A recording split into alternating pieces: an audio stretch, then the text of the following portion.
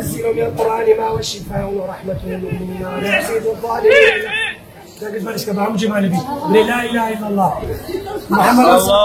ধর্ম, আধ্যাত্মিকতা আর অলৌকিক নিরাময়ের আকর্ষণ বহু যুগ ধরেই মানুষের মনে বিস্ময় সৃষ্টি করছে। ঠিক এই কৌতূহলকে কাজে লাগিয়ে ভাইরাল হয়েছেন মালা আলী কুর্দিস্তানি, যিনি কোরআনের দোহাই দিয়ে দাবি করেন এর আয়াতের ভেতরই লুকিয়ে আছে সব রোগের সমাধান। কিন্তু সেই রহস্যময়তার আড়ালে কি সত্যিই থাকে চিকিৎসা, নাকি শুধুই প্রতারণার জাল? মালা আলীর বিভিন্ন ভিডিওতে দেখা যায় প্রতিবন্ধীর মুখে আঙুল ছুঁয়ে দিতেই কথাবার্তা বলা শুরু করে, বধিরের কানে আয়াত করতেই ফিরে আসে শ্রবণ শক্তি, হুইল চেয়ারে বসা পঙ্গু দাঁড়িয়ে যায়।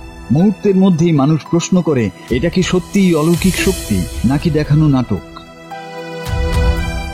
পেছনের সত্যটা আরো চমকপ্রদ। মালা আলী আসলে ইরাকের কুর্দিস্তানের কালাক প্রদেশের 54 বছর বয়সী ডক্টর আলী মাহমুদ হাসান। স্থানীয়ভাবে তিনি পরিচিত মালা আলী কালাক নামে। শুরু করেছিলেন নিজের গ্রামে হিলিং সেন্টার, ভেষজ চিকিৎসক হিসেবে পরিচয় দিয়ে। ক্যান্সার থেকে এইডস সবই তার দাবির তালিকায় ছিল।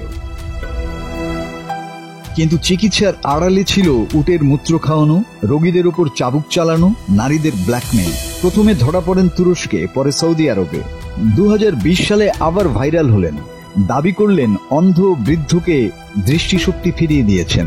কিন্তু সৌদি পুলিশ জানায় সেটিও ছিল সাজানো নাটক।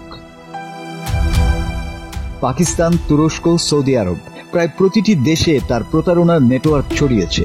এমনকি সাবেক প্রধানমন্ত্রী এবং স্পিকারদের সঙ্গেও তার ছবি ছড়িয়েছে। প্রতারণার শীর্ষে বসেও মালা আলী থেমে নেই। তিনি দাবি করেন যুক্তরাষ্ট্রের প্রেসিডেন্ট ডোনাল্ড ট্রাম্পকে নাকি জেনে ধরেছে, আর চাইলে তিনি সেই জিন তাড়িয়ে দিতে পারেন। যেখানে বিজ্ঞানের কোনো ব্যাখ্যা নেই, সেখানে মালা আলী কুর্দিস্তানি তার অলৌকিক শক্তির দাবিকে পুঁজি করে প্রতারণা চালিয়ে গেছেন বহু দেশে।